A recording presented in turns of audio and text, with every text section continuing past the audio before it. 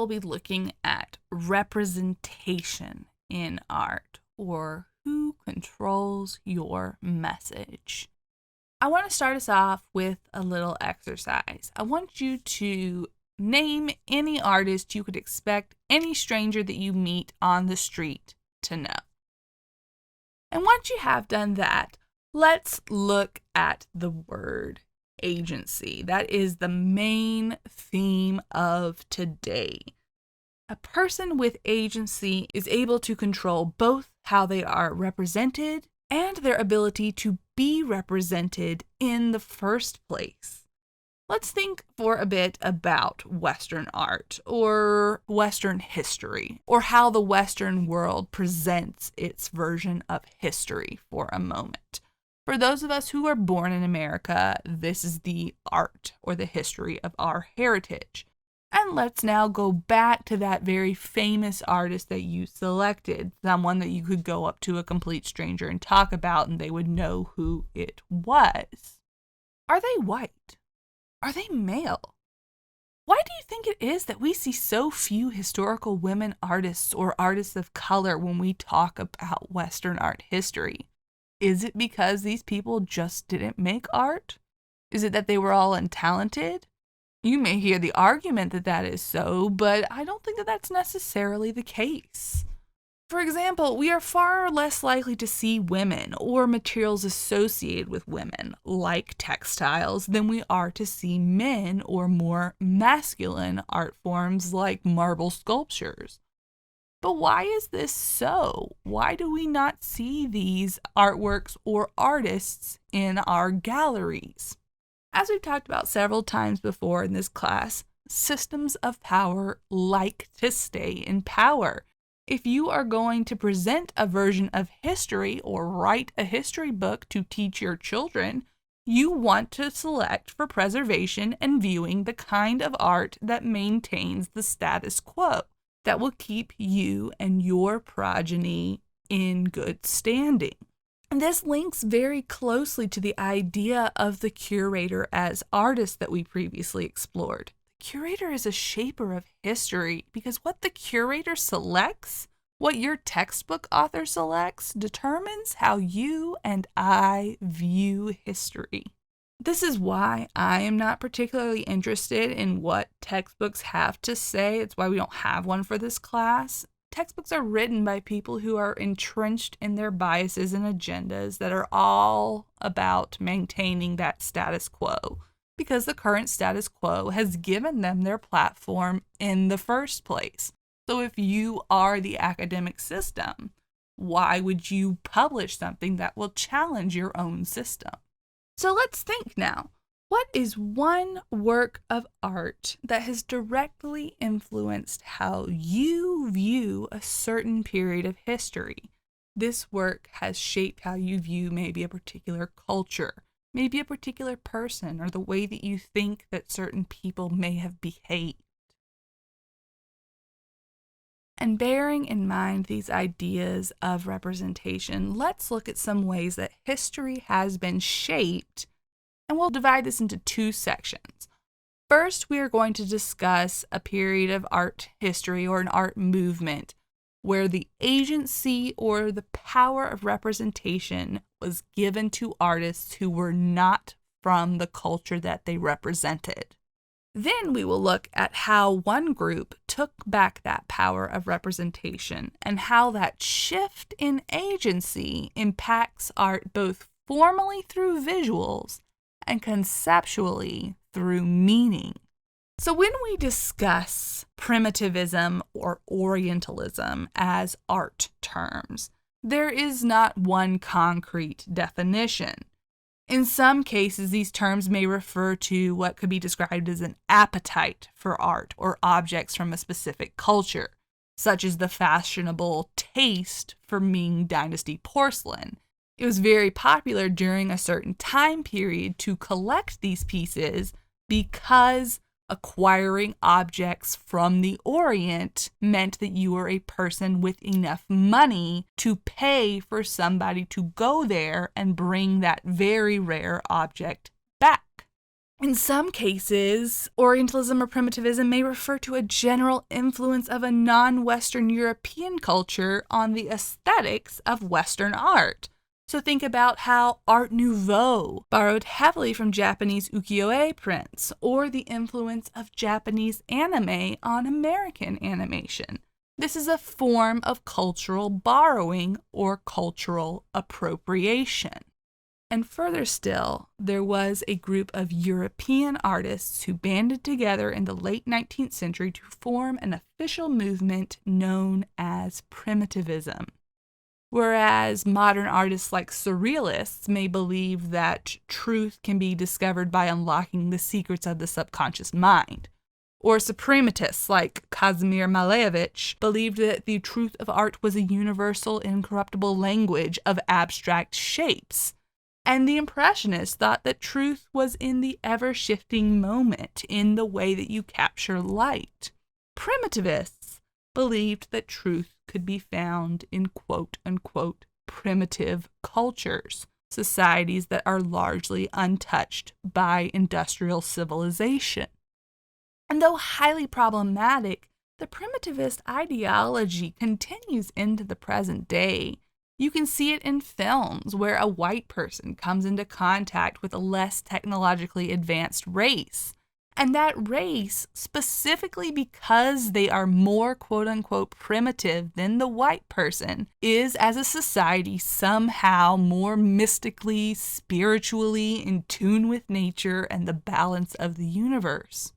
And this trend in film isn't really about which society has a better ecological impact on their environment, but it's all about calling out the myth that's created that simply because a person lives a different lifestyle, especially a less technologically advanced lifestyle, that they somehow become this unrelatable other, this person who can't be accessed or sympathized with by people who have essentially evolved past them.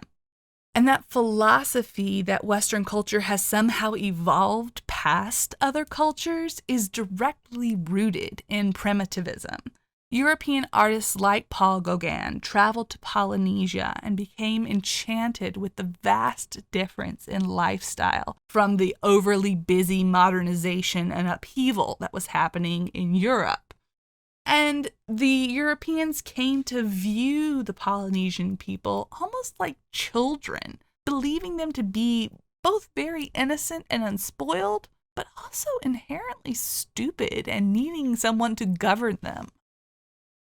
And so rather than give the native populations that they come into contact with any kind of agency or investigate how these people might have similarities and share values and want to present themselves to the rest of the world, primitivists create a kind of cult centered around this idyllic, exotic other.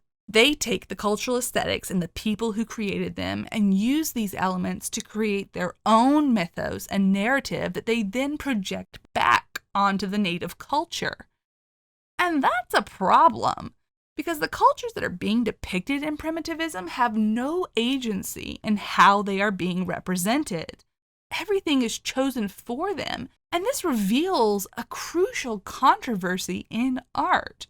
And that controversy is something you should absolutely be thinking about pretty much on any given day. Who has control over how you are being portrayed? Artists in the primitivist movement repeatedly call non-Western art, quote-unquote, naive or childlike, praising the forms for their abstracted simplicity as representative of what they believe to be simple-mindedness, rather than seeking to understand, as we have tried to do in this class, the customs and circumstances that led to these pieces. It's kind of like you might pat a child on their head and say, "Aw, bless your heart," when they give you a traced turkey hand. That's the level that primitivists are comparing native artists to. And while primitivism does mainly deal with the othering of cultures that are not technologically advanced as Europeans, there is a similar mindset that can still be applied to countries that have advances or resources that Western Europeans might want. Porcelain, or China as we know it, was also known as white gold in Europe. It was impossible to make anywhere other than China for millennia. And so the acquisition of porcelain objects indicated your position as a person of wealth because you could pay for someone to go and grab it for you. Even after the Industrial Revolution allowed for the production of porcelain in Europe, porcelain still retained that value as a symbol of something quote-unquote exotic and foreign. This revolution went hand in hand with the emergence of the middle class.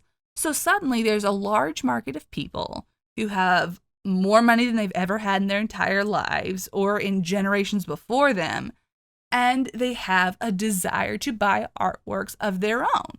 They want to be visually represented as well. And at the same time, there were all these factories that were popping up that could produce art objects in mass instead of you having to wait for them one at a time. So what was popular at the time, this language of quote-unquote Oriental art, became a quick and easy way to represent yourself as being of an elevated class using the language of trade from earlier centuries.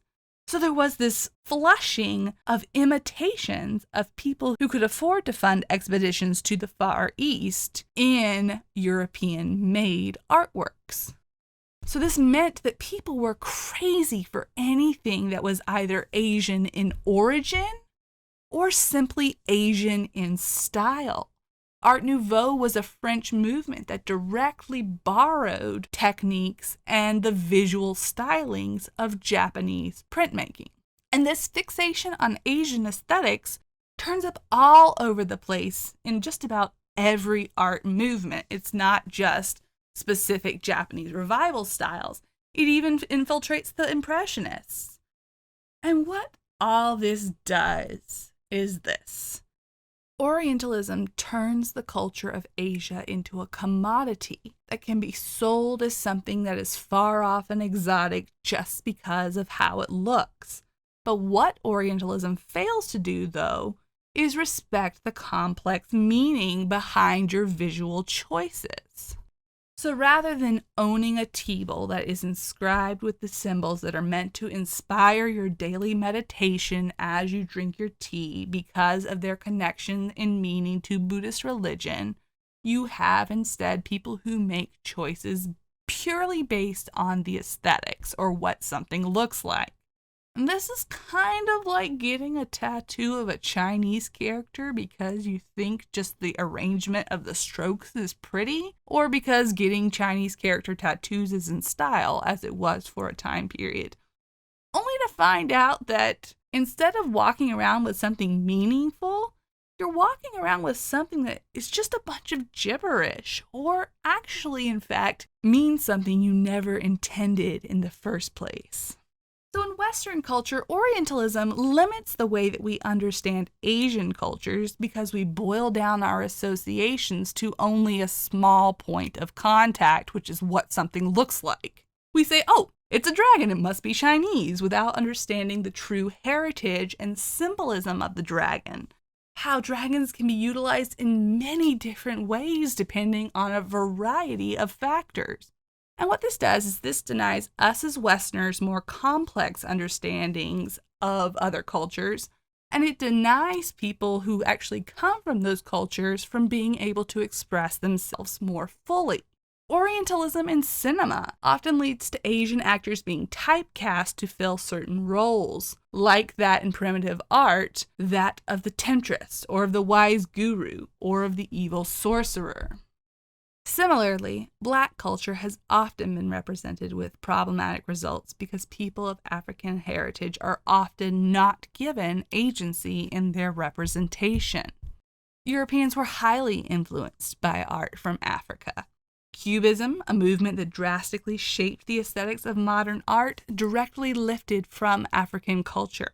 But the opportunity for the African community to speak from their own voice about their own experiences in the Western world was not given much attention by major streams of power.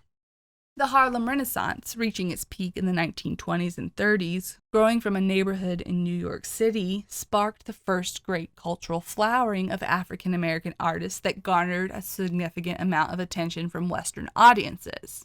And it spans from visual art to theater and poetry and literature, but the Harlem Renaissance is perhaps best embodied in jazz.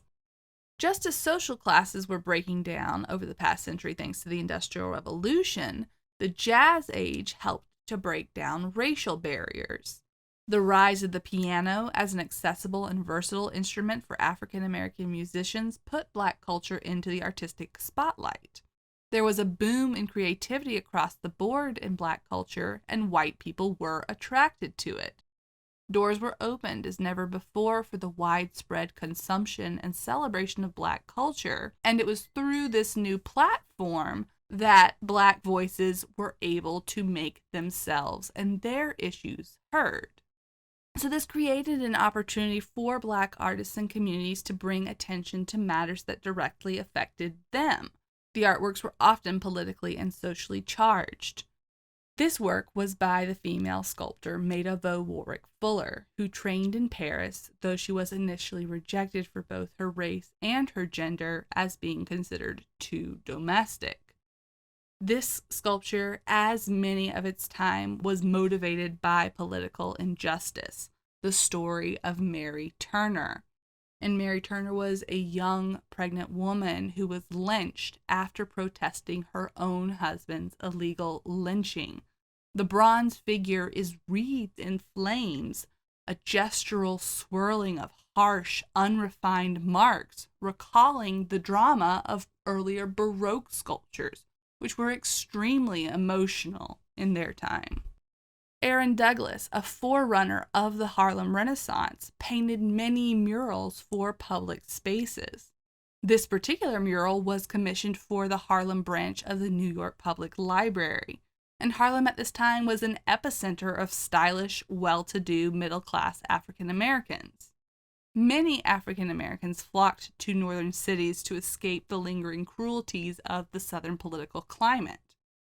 Here, Douglas undercuts the myth of the happy slave, flanking imagery of contented workers singing and dancing on either side with figures that reveal the harsh realities of slave or sharecropper life, lynchings, and the exhausting toil of laborers. You can see how Douglas is using directional forces and emphasis to draw attention to his focal point. Lois Jones was a Boston-raised artist who trained at the Boston Academy of Fine Arts, and she trained for more than a year at Paris at the Jurien Academy, developing her artistic voice there. Her paintings of African masks are more than merely formal studies of shape and texture, as was the case for Pablo Picasso and the Cubists. And so her work reflects the exploration of her heritage in African culture, repurposing these objects and styles with cultural significance to create deeper layers of meaning beyond just the aesthetics. Entitled the Migration Series, Jacob Lawrence created 60 panels depicting the shift of African American populations to northern cities, highlighting the greater opportunities, the decrease in prejudice, and the improvement of the quality of life for African American people. This abstracted imagery tells the story like illustrations from a picture book. Lawrence uses those traditionally African, highly stylized and abstracted motifs to create a sense of unity throughout the series in his flattened treatment of his subject. And the influence of the Harlem Renaissance didn't end in the 20s or the 30s. It continues to this day. Romare Bearden, who worked under the influence of the Harlem Renaissance in his later years, here creates a mural that is a tribute to that neighborhood that was so important to so many artists. Bearden was actually from Charlotte, though he spent much of his time in New York City from an early age and established his own studio in Harlem in the 40s. Each panel in this piece from the 1970s pays tribute to a different aspect of the neighborhood that helped to influence and shape the artist. And we continue to see the effects of this art in pieces that shape our cultural understanding today. This includes shows like Sesame Street. It includes graffiti art. It includes a wide variety of urban artists and artists like Yinkasho Nabare, who continue to embrace and explore their cultural heritage through a renewed sense of agency or control over their representation.